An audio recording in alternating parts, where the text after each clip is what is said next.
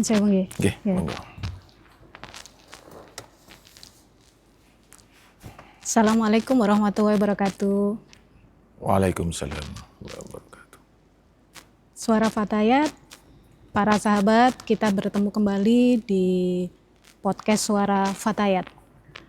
Episode 2 di tahun 2026. Alhamdulillahirabbil alamin.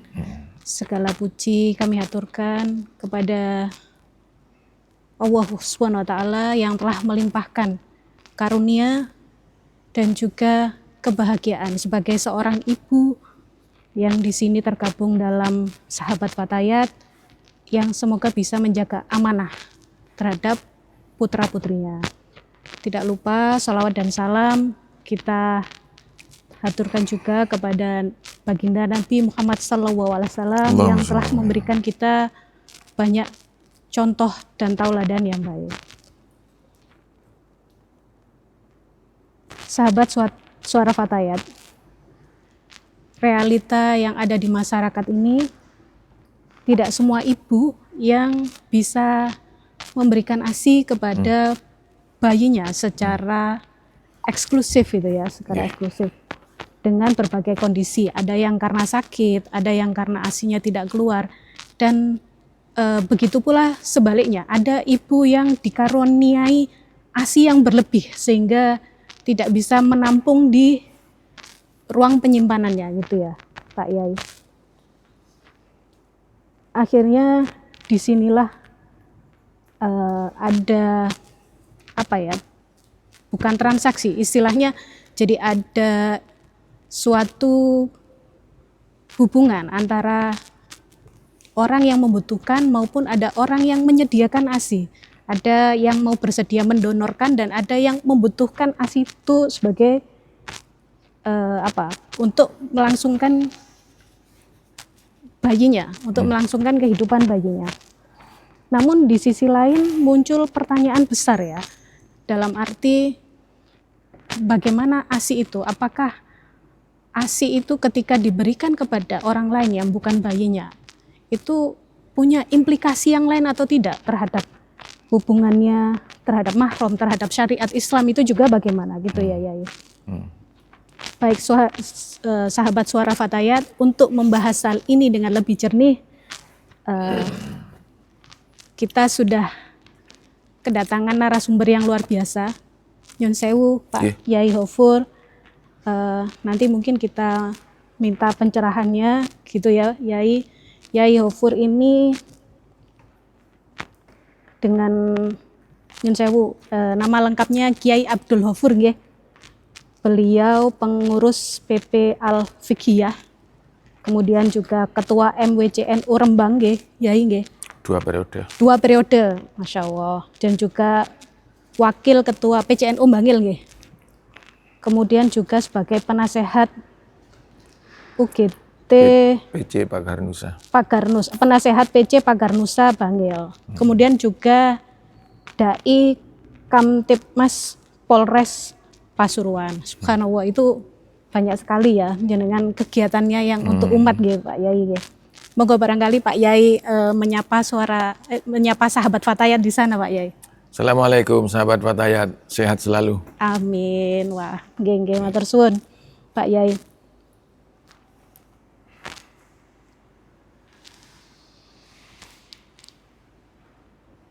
Sebelum kita memulai ya Pak Yai, izinkan kami untuk kita menyampaikan apa yang menjadi pemikiran di benak kami gitu ya. Jadi memang dalam Al-Quran gitu, kalau boten salah memang ada surat yang menyatakan bahwa ibu itu harus menyusui bayinya, begitu nggih Pak Yai nggih? Haulaini kamilaini. Nggih.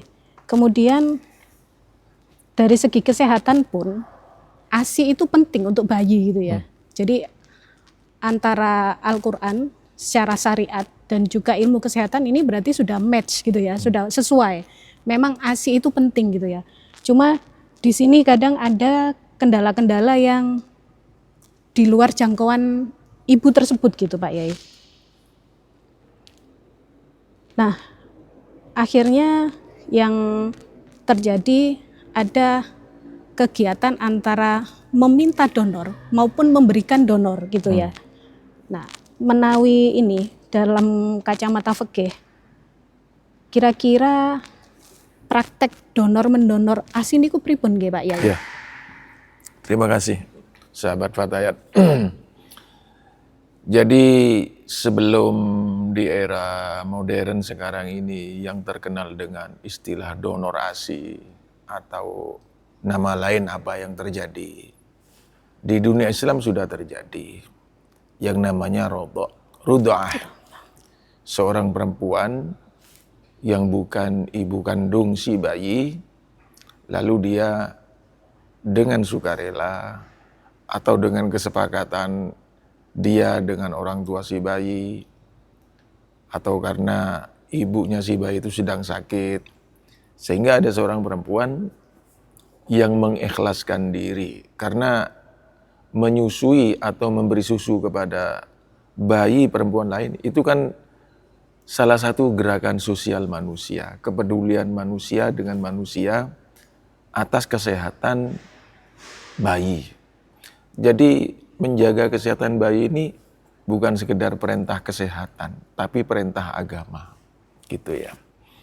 Maka di dalam Islam diperbolehkan, bahkan dianjurkan ya, kalau ditinjau dari sisi bahwa ini gerakan sosial, ya, dalam rangka menyelamatkan si bayi daripada kekurangan ASI. Lah, di dalam konteks ilmu fikih itu memang diatur itu. Oh, oke. Lah, yang penting sekarang definisi daripada rodaah atau menyusui itu, ini yang penting kita pahami. Masuknya susu seorang perempuan kepada seorang bayi yang masih belum umur 2 tahun. Oke. Itu berarti ya sebelum 2 tahun ya pokoknya Ya, sebelum 2 tahun. Lah, proses meminumkan air susu ke bayi itu bisa secara langsung ditetei atau diperah. Nggih. Dimasukkan dalam dot, Nggih. diberikan. Nggih. Dan ini yang mesti dilakukan dalam proses donor ASI kan. Betul. Ya. Kecuali punya ponaan sendiri, bayinya ponaan sendiri, paribasan ya. Ponaan sepupu kah atau ponaan sepupu 2 kali, ibunya sakit diambil disusui tidak apa-apa. Tapi dalam konteks donor ASI tentunya susu itu diperah, ya kan, dikumpulkan dalam bank ASI, oh gitu kan ya, begitu ya, dikumpulkan dalam bank ASI. Itu boleh dalam Islam. Walaupun air susu itu dicampur pripun? dengan benda lain. Contohnya ASI biar tidak cepat habis dicampur dengan susu SGM, formula gitu ya. Susu formula, boleh tidak apa-apa. Jadi sekalipun tidak murni ASI dicampur dengan minuman yang lain, itu tidak apa-apa dalam Islam.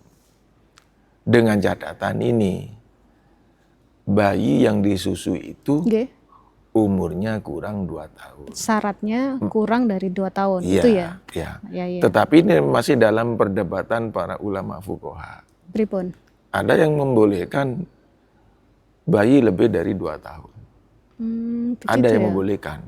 Tetapi dalam konteks menyusui, 2 tahun itu ya, maksimal sudah disapih. Betul. Jadi kita tidak perlu melebar ke sana dulu. Yang penting kita bayi yang disusui itu maksimal 2 tahun. Jadi konteks ASI, donor ASI ini ya mesti terjadi kepada bayi umur sebelum 2 tahun. Sebelum 2 tahun. Kan gitu. Syaratnya itu ya? Iya. Nambung niku mawon Pak Yai. Dan ada syarat lain, 5 kali sesep. Oh 5 kali ya? Tapi dalam 5 kali sesep ini ulama berbeda. Dalam madhab Syafi'iyah sendiri ini ulama berbeda. Ada yang bisa 1 kali sesep cukup sebagai sudah anak rodok. Oh gitu. Ya. Jadi kalau kita mengikuti pelajaran-pelajaran di madrasah anak-anak kita, di Fathul Qorib dan lain sebagainya, itu 5 kali sesepan. Iya. Ya, 5 kali ya. ya. Nggih. Upama terjadi 1, 2 sesepan, ya ada yang memperbolehkan menjadikan itu anak susu. Nah, menjadikan itu anak susu. Ya, Nah, anak tunggal suson namanya.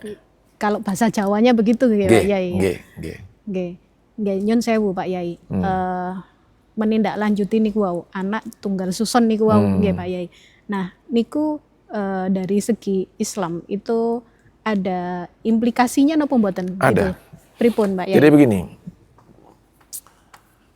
jangan sampai kita membantu menyusui bayi orang lain, jangan sampai kebabas. Kebabas menjadi dianggap sebagai anak sendiri. Oh gitu. Jadi ASI membantu ASI ini kan sifatnya sosial. Nggih. Ya. Jangan sampai kebabas dianggap dia sebagai anak kandung sendiri. Padahal ada batasan-batasan. Istri kami menyusui putri panjenengan, putra panjenengan.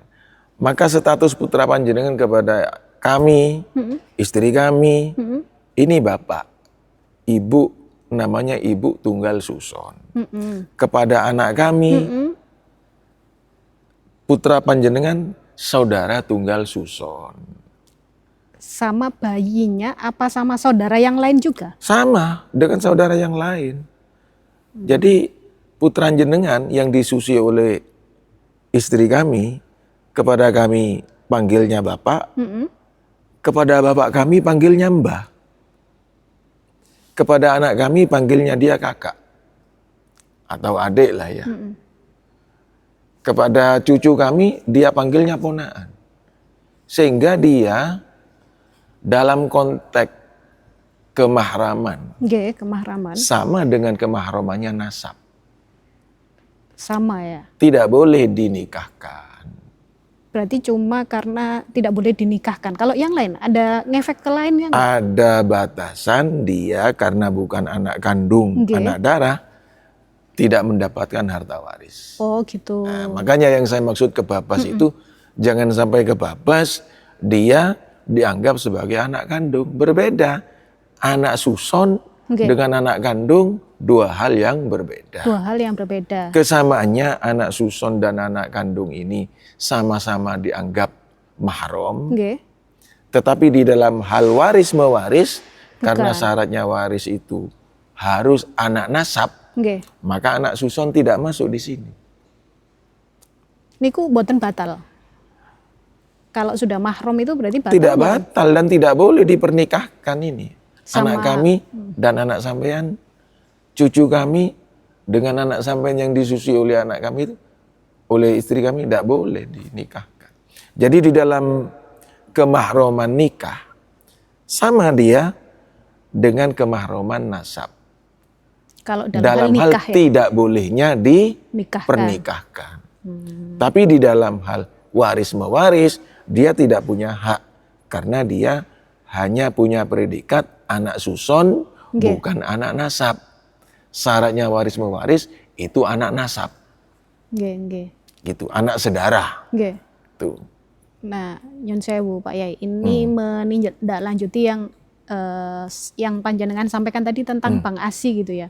Kalau memang yang kami ini itu belum ada sih Bank ASI di Indonesia itu kan belum ada. Nah, mungkin kedepannya itu bakalan bagus sekali usul panjenengan akan terjadi untuk Bank ASI.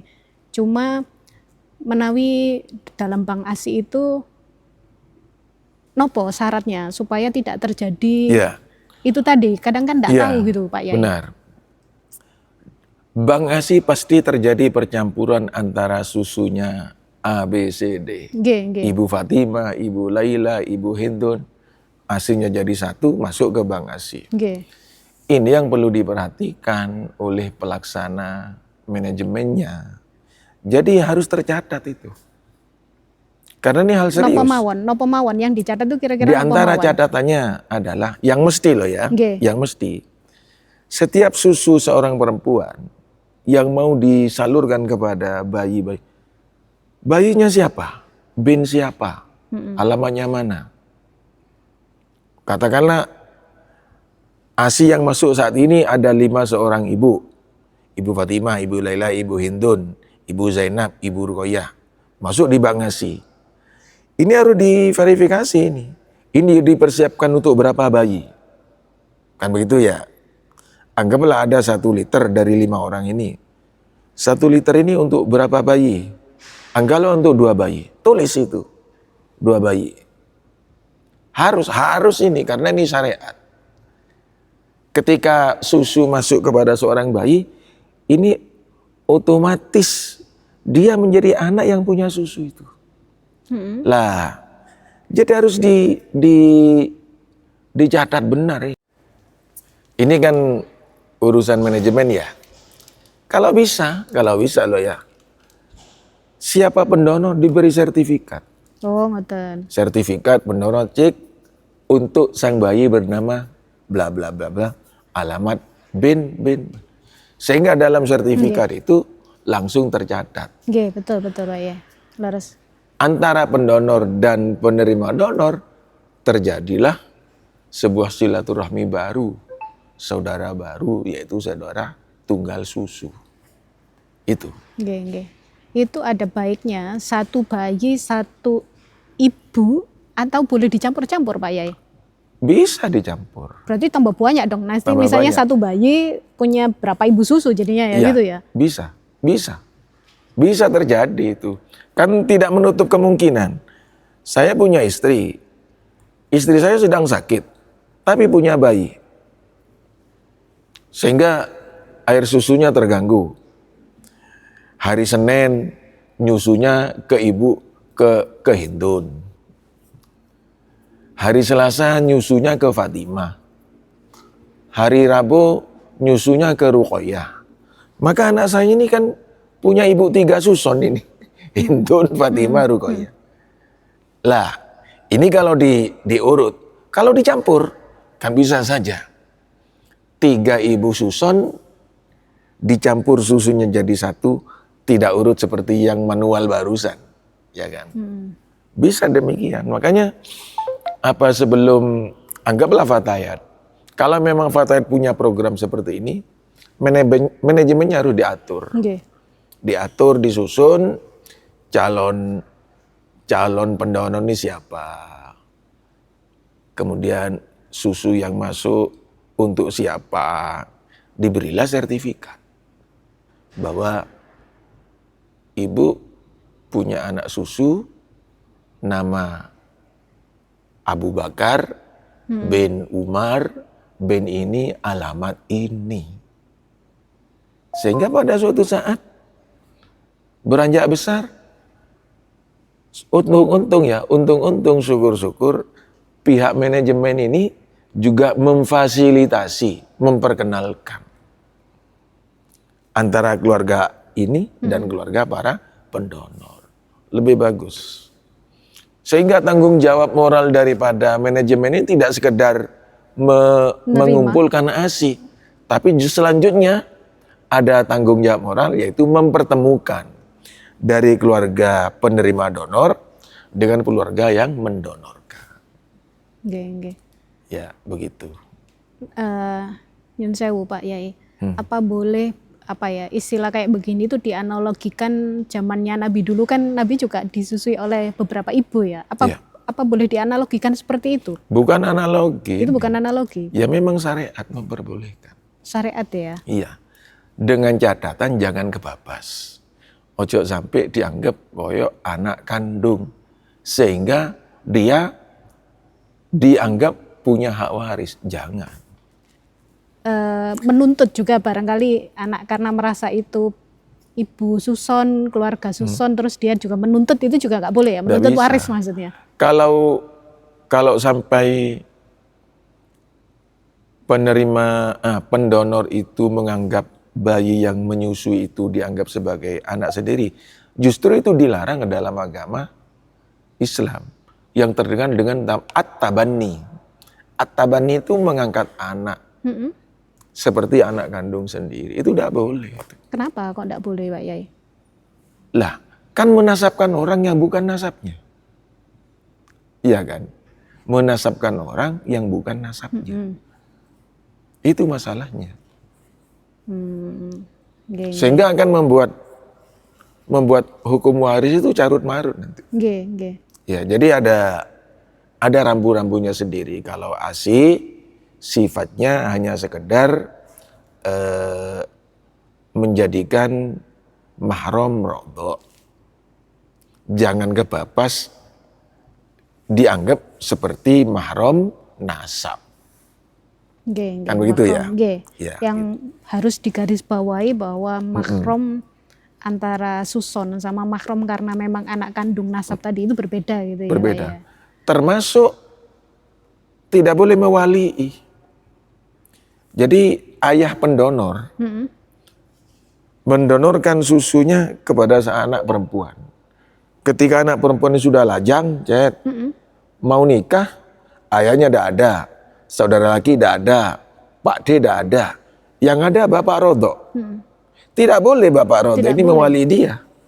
Karena wali itu hak daripada Bapak nasab. Waris, wali, itu harus Bapak nasab. Tidak boleh Bapak Rodho mewakili. Begitu.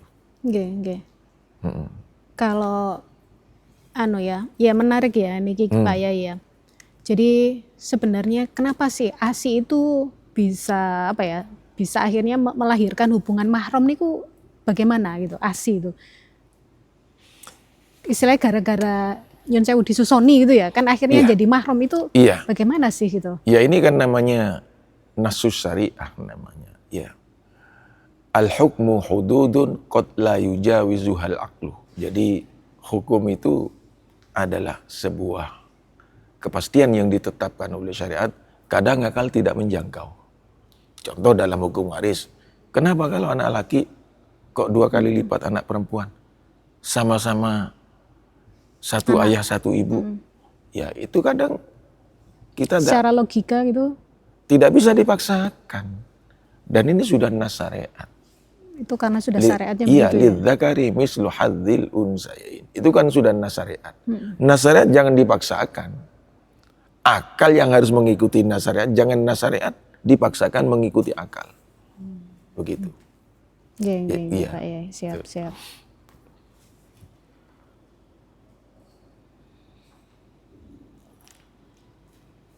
Kalau ini lagi, kan panjenengan tadi juga menyampaikan diperah gitu ya. Memang kan istilahnya zaman dulu itu mungkin sering ya, ponaannya langsung disusui secara langsung. Kalau sekarang kan memang diperah dulu, disimpan gitu ya. Memang kalau dalam ini, kalau saya ngecek di media sosial itu kan banyak, kadang orang yang pamer ASInya banyak, 1 kulkas gitu. Makanya akhirnya dia mendonorkan karena kulkasnya sudah tidak cukup gitu ya Pak Yaya. Nah kemudian jadi kalau boleh ini ya dijelaskan lebih lanjut tentang 5 susuan tadi Pak Yaya yang seperti panjenengan jelaskan. Itu 5 susuan itu berarti 1 botol, kalau misalnya yang diperah tadi ya, 1 botol itu berarti 5 botol nopo pripun nih Pak Yaya? Tidak, 5 sep.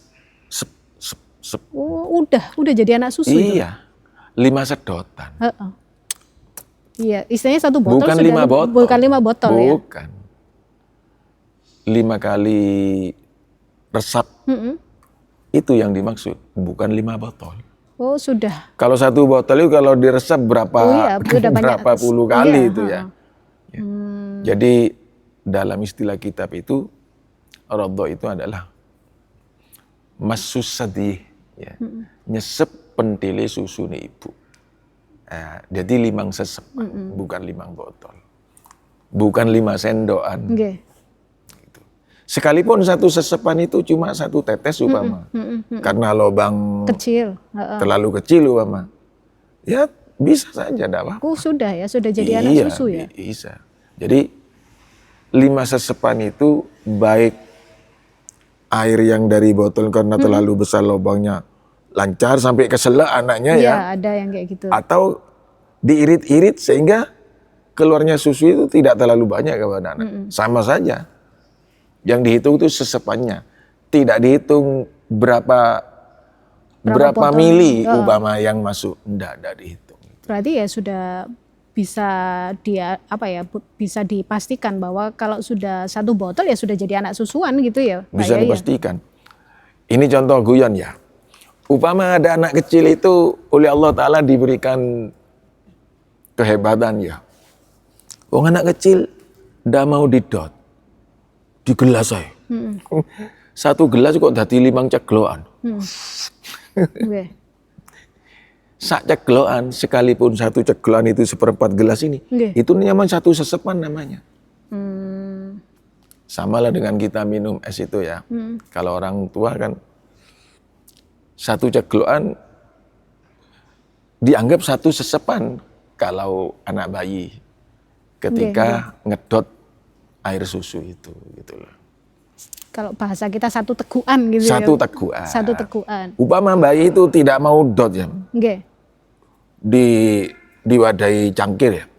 1 tegukan itu dianggap 1 sesepan. Gitu loh. Nggih.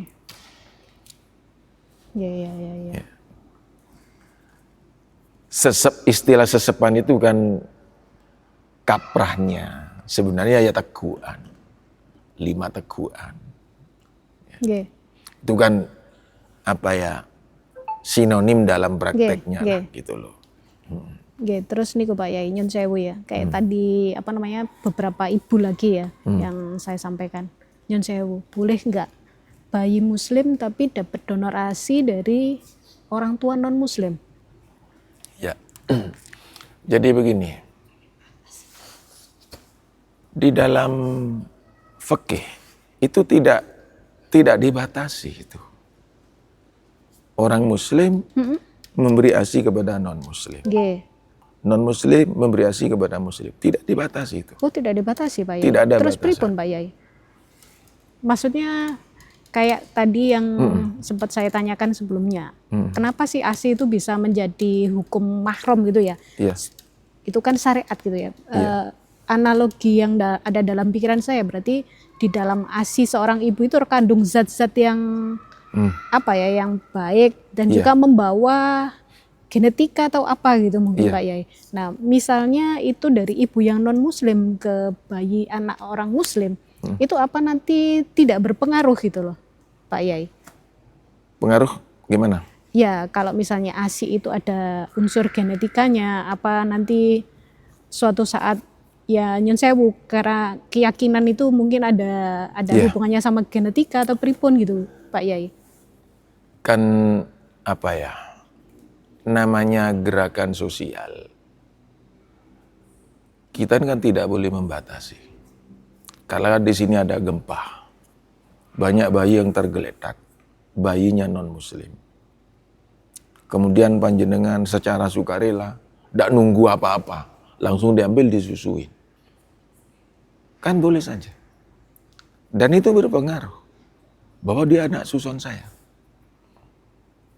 Urusan agama itu kan hal yang lain. Tidak bisa dicampur aduk dengan kemahroman rodok ini. Nyun sewu. Jangankan rodok, ya. Jangankan rodok. Nun sewu mudah-mudahan selamat. Saya punya anak 3. Dilalah yang 1 murtad. Ini kan tetap nasab saya. Nggih. Anak saya. Ya kan? Lah, menyusui juga begitu kan. Apalagi sekedar menyusui. Saya menyusui anaknya non muslim. Ketika bayi dia disusui oleh istri saya. Ya, ini tetap kejatuhan anak rodok istri saya. Saya bapak rodoknya dia. Perkara dia dibesarkan oleh keluarga yang non muslim, ini kan urusan lakum dinukum waliyadin. Begitu. Sehingga pada suatu saat, andai anak non muslim ini suatu saat andai ini masuk Islam, kawin dengan anak saya, tidak boleh dong. Karena ini sudah ada hubungan saudara tunggal Susu tadi. susu. Gitu loh. Nggih. Kan begitu ya. Nah, Ini saya terlepas daripada ada perbedaan pendapat. pripun. Namanya perbedaan pendapat itu Saya pernah membaca di Fatwa MUI, ya. Ada syarat memang mendonorkan jangan kepada non-muslim. Saya tidak sependapat saya. Karena di dalam fikih-fikih yang kita pelajari di madrasah-madrasah tidak ada kalimat itu gitu loh. Jadi kalau kita tarik ke belakang, bahwa donor ASI ini adalah gerakan sosial sebenarnya. Gerakan sosial itu jangan dibatasi. Gempa di mana-mana. Apakah Fatayat ngirim bantuan itu harus diverifikasi dulu khusus muslim? Kan tidak begitu. Ya kan? Ya gitu. Nah, jadi saya ulangi lagi, jadi menurut pendapat saya, keyakinan saya yang saya baca di ketika air susu ini masuk kepada seorang bayi muslim, non-muslim, otomatis ini sudah terjadi hubungan suson. Nah, perkara ini besok menjelang dewasa, dia masuk Islam, ya tetap anak suson kita.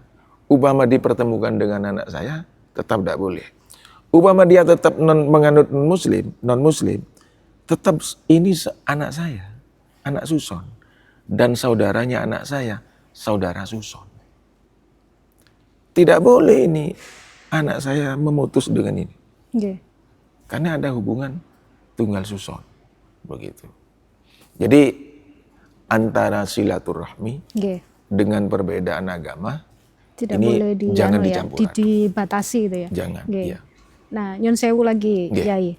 Misalnya Nyun Sewu namanya orang non-muslim, kadang makanannya ada yang berbeda dengan kita, seperti yang dilarang dalam agama kita. Nah, barangkali ternyata itu tadi tidak tersampaikan ketika dia habis makan sesuatu yang haram. Babi. Misalnya itu tadi babi itu kan haram ya buat kita. Terus akhirnya dia mendonorkan asinya dan kebetulan ada bayi muslim yang mendapatkan asi itu. Niku pripun Pak Yai? Babi dengan susu dua hal yang berbeda. Jadi yang dimakan babi, air susu ibu apa najis mugola doyan enggak. Barangkali apa yang dimakan itu kan jadi asi gitu Pak Yai. Iya, tapi sudah ihalah sudah. Ihalah itu sudah berbentuk hal yang lain. Oh gitu ya Pak. Iya. Sudah berbentuk hal yang lain. Ini daging babi dimakan oleh seorang non-muslim. Ibu tadi, ibu non-muslim. Ya kan? Dalam tubuh ini kan sudah ihalah. Ihalah itu sudah diolah gitu ya. Mungkin sudah menjadi hal yang lain. Sudah bukan berbentuk babi lagi. Kecuali Nun Sewu, umpama ada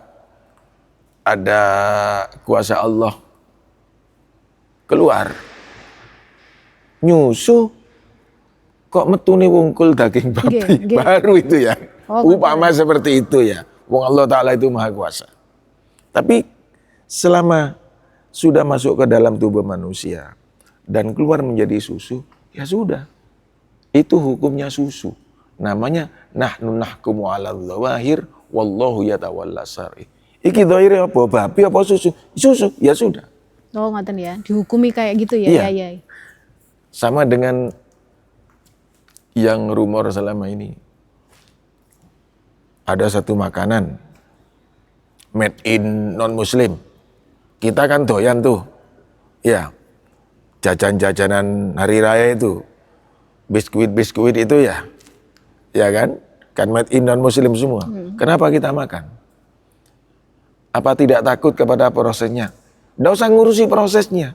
Yang dihukum itu kan sudah ada label halal ya, Yai. Yang dihukumi snacknya itu, gitu loh. Ojo tukuan iku ake anjingnya di pabrik. Sudah, jangan kejauhan ke sana. Yang kita hukumi snack yang ada. Sama dengan non-muslim makan babi keluar asi. Ya yang dihukumi asinya. Asi berbeda hukum dengan babinya, kan begitu. Iya. Siap ya. Luar biasa penjelasannya. Pertanyaan penutup nih Pak Yai. Panjenengan soalnya sudah ditunggu sama jamaah yang lain nih Pak Yai. Pertanyaan penutup. Sebenarnya panjenengan tadi sudah menggambarkan ya. Cuma saya pengen ini sebagai closing statement panjenengan. Bagaimana Islam itu mewadahi antara kasih sayang gitu ya. Kayak pemberian ASI itu kan bentuk kasih sayang seperti yang panjenengan jelaskan.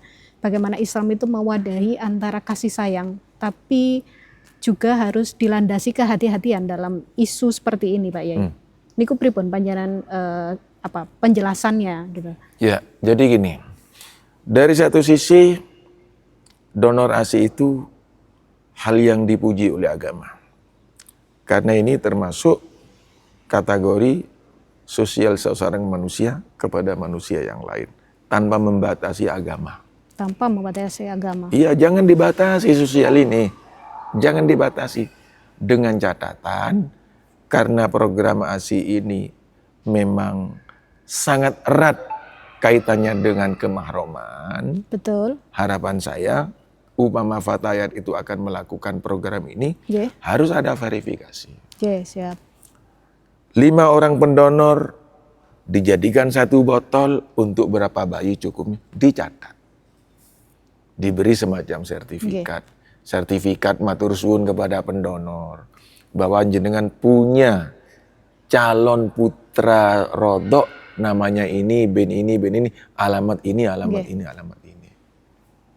Yang selanjutnya Fatayat menjadi penjembatan. Ketika anak ini sudah beranjak besar, Fatayat punya kewajiban untuk menjembatani dibawa untuk bersilaturahmi atau semacam reuni lah, reuni rapat keluarga lah, reuni pendonor, ya kan, akan ketemu berapa orang pendonor, berapa anak yang didonor, orang tua penerima dan para orang tua yang pemberi saling bertemu di forum ini. Sangat terpuji. Iya. Tadi ada satu yang saya terlupa, Pak Yai. Kayak gitu itu sifatnya harus gratis, apa boleh menarif ya? Begini, gerakan sosial itu ya gerakan sosial. Ya. Kalau memang ada rupiah itu jangan diansihkan kepada susu ini. Tapi sekedar pengganti, upama pengganti plastiknya barangkali plastiknya, pengganti botolnya. Jadi jangan sampai menjadi gerakan jual beli. Jual beli, jangan itu. Jangan ini. Karena kalau ini muncul ditransaksikan akan mengecewakan para pendonor ini. Pasti itu. Jadi jangan berorientasi bahwa donor ASI ini adalah kesempatan untuk cuan. Jangan. Tidak boleh. Kalau sekedar pengganti botol, monggo tidak apa-apa. Wong botol juga beli, Fatayat juga beli untuk, Bu ya tolong botolnya diganti. Paribasa, tidak apa-apa. Samalah dengan donor darah. Sebenarnya, saya tidak sependapat itu. Di apotik-apotik darah itu dijual itu hasil donor semua itu. Iya, itu hasil donor semua. Dan itu mahal ternyata. Ini perlu dikoreksi nih. Jadi para pendonor dengan sukarela diambil darahnya demi saudaranya yang lain. Nyampe di apotik dijual. Ini perlu dikoreksi nih ya. Baik Kiai. Mungkin kesimpulan dari ini ya, tema kita hari ini berarti donor ASI itu boleh ya? Sangat boleh. Tidak melihat agama, tidak melihat apapun ya. Cuma ada batasan bahwa donor ASI itu hanya kemahroman ya. Hanya kemahroman. Jadi tidak bisa menurunkan hak waris gitu. Tidak bisa. Tidak bisa berimplikasi kepada perwalian. Jadi tidak bisa berimplikasi pada perwalian maupun waris. Cuma dua ini yang kemahroman pokok aja ya. Iya. Barangkali ada panjenengan apa yang panjenengan sampaikan kepada sahabat Fatayat di sana sebagai penutup Pak Yai. Harapan saya ini Fatayat bisa melakukan ini. Oh ngaten nggih Pak Yai. Harapan saya. Karena ini sangat terpuji sekali. Saya teringat saya punya menantu. Sekarang ini adiknya Rizkia itu ya. Dia ikut KB. Air susunya tidak keluar. Air susunya tidak keluar. Sehingga cucu saya mulai umur 1 bulan itu susu formula semua itu. Padahal susu formula ini tidak lebih sehat daripada ASI seorang ibu. Betul. Tidak. Sangat jauh. Sangat jauh. Makanya kalau bisa segera dirembuk ini donor ASI ini. Pak Tayat menjembatani dengan catatan manajemennya dipersiapkan lebih dulu. Hal-hal yang terkait dengan